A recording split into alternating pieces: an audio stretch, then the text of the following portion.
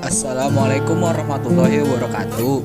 Saya Raffi Akila Muhammad dari kelas 12 IPA 3 akan menjelaskan tentang integrasi nasional dalam bidang Bhinneka Tunggal Ika.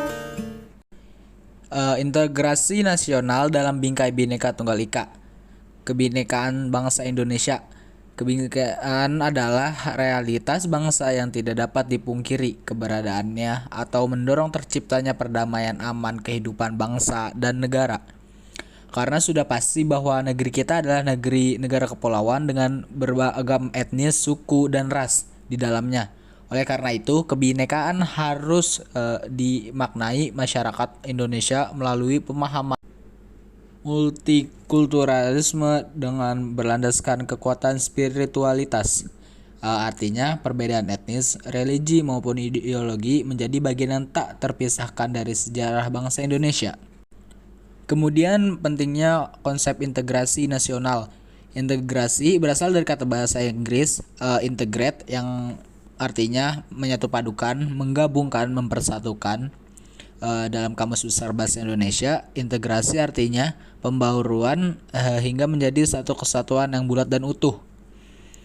Pengertian integrasi juga dapat dilihat dari dua kacamata yang berbeda, yakni secara politis atau yaitu berarti penyatuan berbagai kelompok dalam satuan nasional yang membentuk satu identitas, dan yang kedua antropologis yang berarti proses penyesuaian di antara unsur-unsur kebudayaan yang berbeda sehingga mencapai suatu keserasian fungsi dalam kehidupan masyarakat.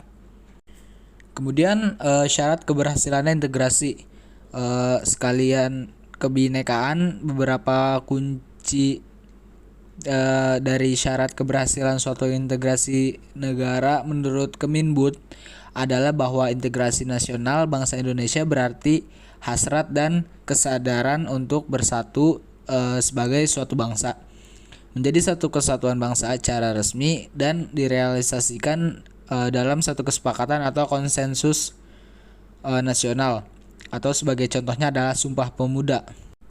Kemudian ada kunci lain syarat keberhasilannya integrasi, yaitu anggota-anggota masyarakat merasa bahwa mereka berhasil saling mengisi kebutuhan antara satu dan lainnya.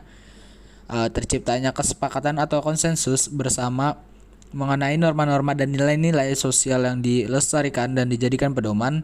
Dan yang terakhir adalah norma-norma dan nilai-nilai sosial yang dijadikan aturan baku dalam melangsungkan proses integrasi sosial. Faktor-faktor pembentuk integrasi nasional. Selain syarat di atas tadi, keberhasilan integrasi negara juga bergantung pada faktor-faktor pembentukan integrasi nasional. Kita harus mengenali faktor-faktor pembentuk dan faktor penghambat terhadap integrasi. Faktor-faktor pembentuk integrasi nasional ada sebagai berikut. Yang pertama, adanya rasa senasib dan seperjuangan yang diakibatkan oleh faktor sejarah. Yang kedua, tersedianya ideologi nasional yang tercermin dalam simbol negara yaitu Garuda, Pancasila, dan semboyan Bhinneka Tunggal Ika. Yang ketiga, adanya tekad serta keinginan untuk bersatu di kalangan masyarakat Indonesia seperti yang dinyatakan dalam Sumpah Pemuda.